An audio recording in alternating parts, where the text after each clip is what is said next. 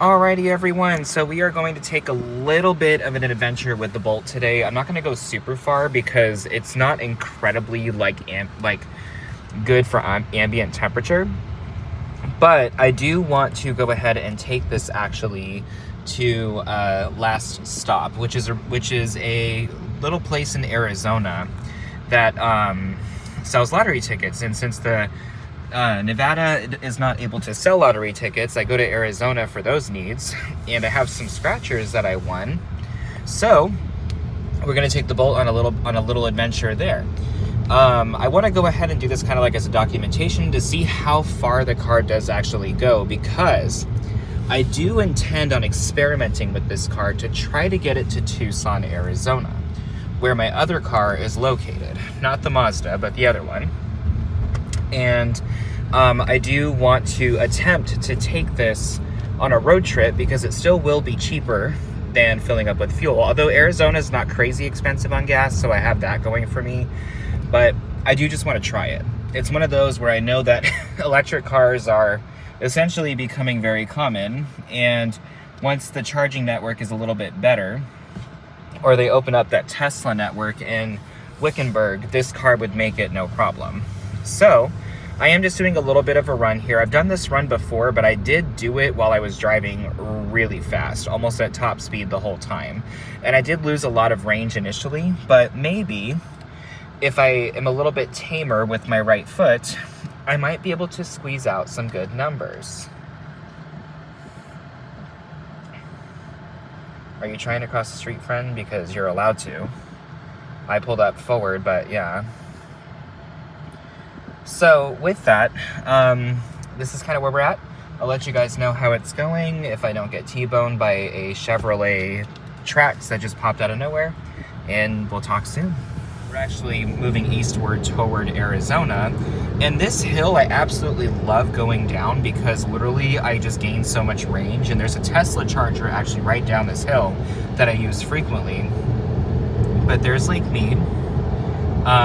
You won't be able to see Hoover Dam though, because Hoover Dam is actually toward the right, but we're going to be going over the big bridge. In fact, both were stunning actors in the movie San Andreas. The bridge collapsed and the dam fell down. So I died in that movie somewhere. Like I should have been paid for it, but yeah. Oh, look, there's a Rivian. I love those things. I really want to get one at some point. But yeah, I'm just going down the hill in the Bolt. Wanted to show you guys Lake Mead, and yeah, and express that I'm frustrated that I have died. Actually, think about it this way. We as people have died in so many movies, like the movies like I Am Legend, for example. I probably died in that movie too, and I was one of the fake zombies that Will Smith was talking about. So I mean, yeah, I really feel like I should get compensation. But this hill is really nice because as you can see, I'm not using any energy. I'm actually regenning the whole time. The only thing I'm doing right now is the climate control, and the speed limit's 45 here, so we're actually doing pretty good in that regard. One time I actually gained like 15 miles off of this hill, but I did have the climate control off, and the temperature was a little bit more flexible at that point. So temperature plays a huge role in EVs and how they handle certain terrains and additionally driving conditions. So right now we're doing pretty good. I should be getting maybe toward the end of this hill about 170 something miles, hopefully, but we'll regroup in a moment and let's see. Alrighty, so we are approaching the end of the hill, as you can see here. This is the Hoover Dam Lodge. Very similar to that of the Laughlin River Lodge that you'll see in Laughlin, Nevada. Told you we were going to be at the 170 something, so now that we have actually regen down that hill, now we're going to start consuming power. Now, in this regard, we're going to be seeing actually a lot of uphill for the start of this, just because of the fact that we're essentially doing an elevation climb from Boulder City to Kingman. Granted, there are going to be downhill portions of this because the terrain is very up and down, but in general we will be seeing a more of a climb on the way there. So I do expect to use more mileage. There's the Tesla chargers. that are compatible with GM vehicles as long as you have an adapter. Not everyone is. That's actually why I'm having a hard time mapping out my trip to Tucson, because there's a 175-mile stretch in which I may not be able to charge this car. So it should make it, but of course we have to take into consideration we are in winter. So that's something that, you know, we'll have to consider for the future. But right now, of course, I have no qualms about taking this car to Kingman, or I'm just taking it to last stop today.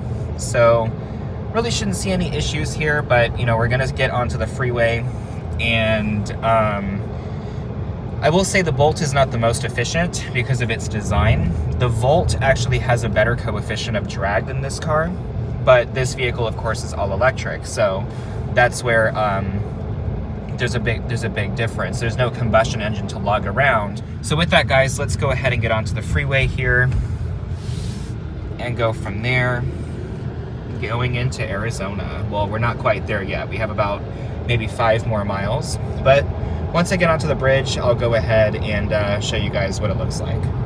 Alrighty, so we are getting our warning that left lane needs to be used by vehicles that are sensitive to wind. This particular vehicle is sensitive to wind in a different manner, of course, so no issues here. We are going slightly downhill just because we've met a crest, and we're about to actually go downhill for maybe a little bit, and then we're gonna start our climb. As you can see, that's the side of the bridge there, and here is going over the Hoover Dam. Well, the Hoover Dam's over there, but this is the bridge that leads us now into Arizona, so we no longer drive over the bridge or over the dam like we did before. And now we are officially almost. We are officially, well, it's Arizona there, and now we have hit Arizona. So we will now be jumping ahead 1 hour. And my watch probably will never change back. I usually have to restart my phone to do that. So now we're going to be doing a little bit of downhill. I'm going to try to stay close to the speed limit as possible, of course, if traffic permits. And then as you can see, we'll be doing some hill climbing actually pretty quickly, and we'll get about 2 or 3 waves of these. All right, so we'll regroup in a moment, and I'm going to focus on driving. So we are pulling uphill now. Now, as you can see here, this is what I really like about electric vehicles, although the efficiency is not great. So there's no transmission, essentially, at least with multiple speeds. There is a transmission because something is pushing the motor's power to the wheel. However, one thing I will say is when you're going uphill and the power demand of the car is needed, you don't really notice much in terms of like a sluggish acceleration. Like, I can still accelerate pretty well going uphill, even though it's eating my efficiency. And also, using the AC as well, I don't find that it's drawing, you know, a lot of power for the AC to like reduce the amount of power I have going uphill, whereas a combustion engine is running to oh my god, there's so many Cybertrucks out today. They're so weird looking. I don't like them. That one's kind of interesting. That was like a black painted or black wrapped with like orange striping. That was cool, but like, ugh. Sorry, I don't really like the Cybertruck. To each their own.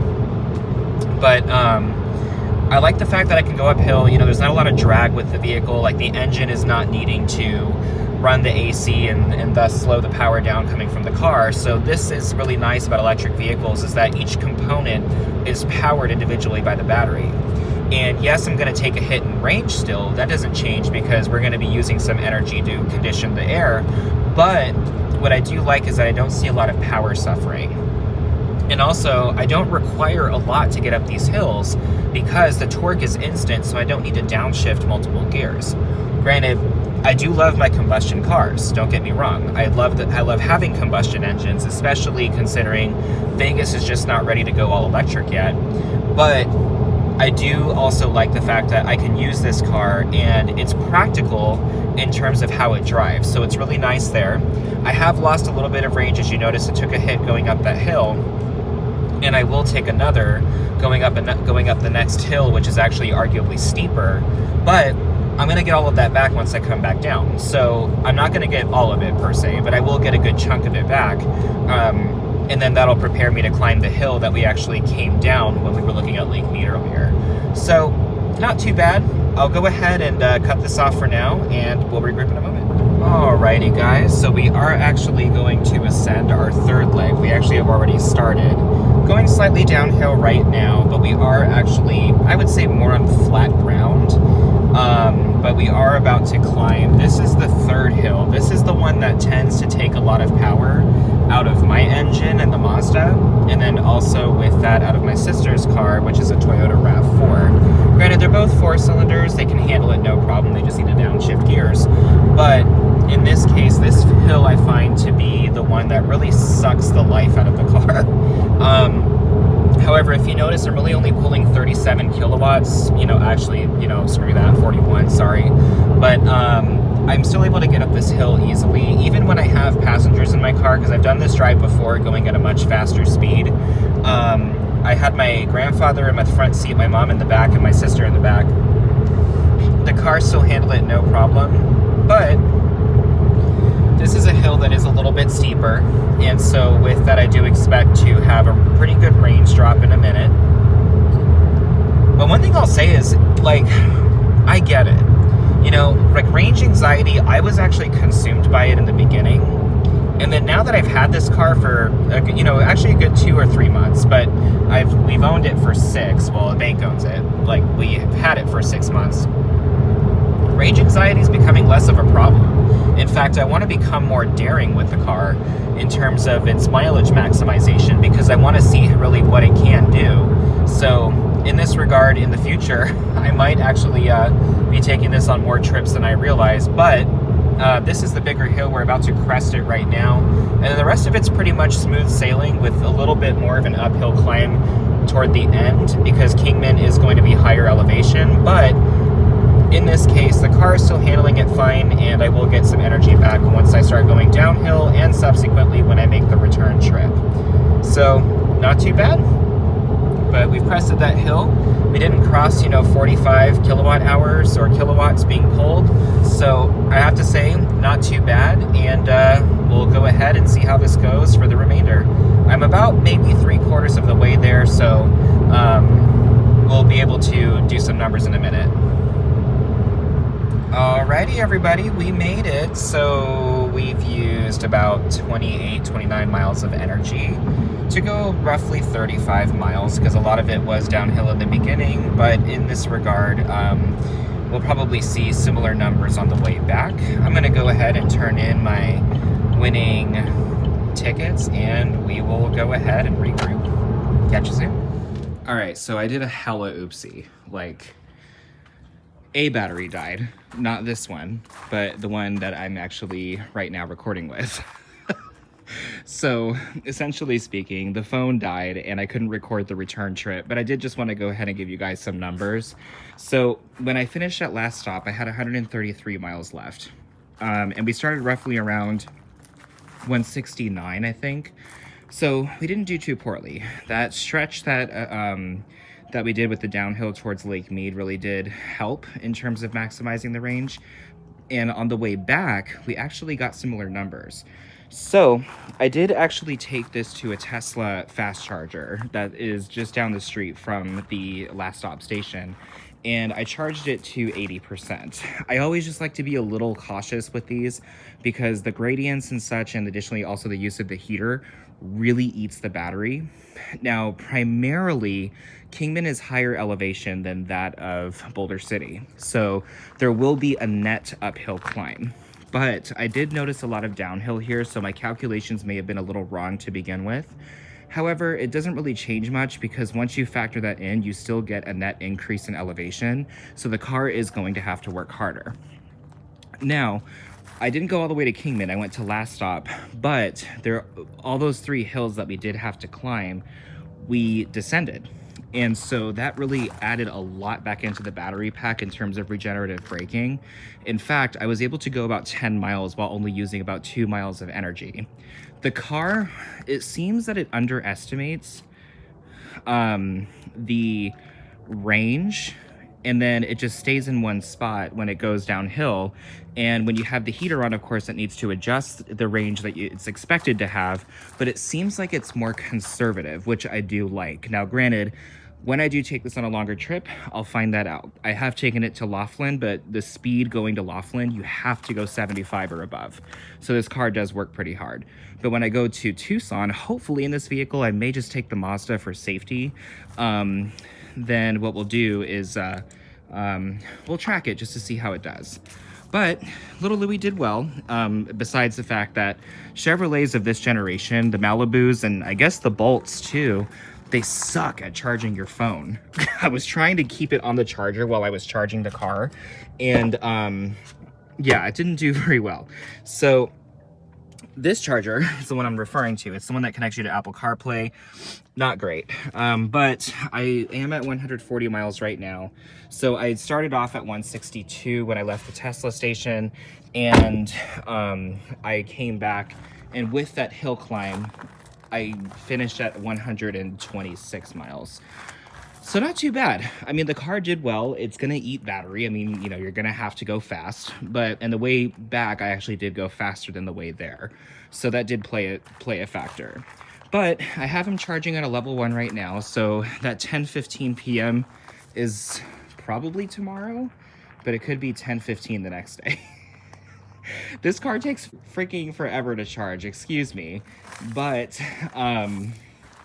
yeah, it is something. So, yeah, I definitely would like to get a level 2 installed in this house. However, I cannot because I'm renting it. So, level 2 charger is down the street. However, I would have to walk there and pay for it. So, I mean, it's not bad. I actually just got my electric bill and it maybe brought it up $10. So this car doesn't really eat too much. Little stickers that we've put on the car. These are actually magnets because I will not allow any stickers on my painted portions of vehicles. But that is a sticker that is on the window and it is funny. And plus this car is kind of like the hee car. So, you know, we're okay with putting stickers on it because, I mean, it's already lost its value, so it's not something that I'm essentially trying to protect. Once it's paid off, of course, we'll drive it until the battery or something else dies on it, but it's done a good job besides the issue with the electric motor initially with the transmission sensor. So I want to just give you guys an update. Sorry for leaving you hanging, but yeah. Phone died, my bad, wrong battery. So I hope you guys have a good day. Please be well, Happy New Year, and don't be dumb. Thank you.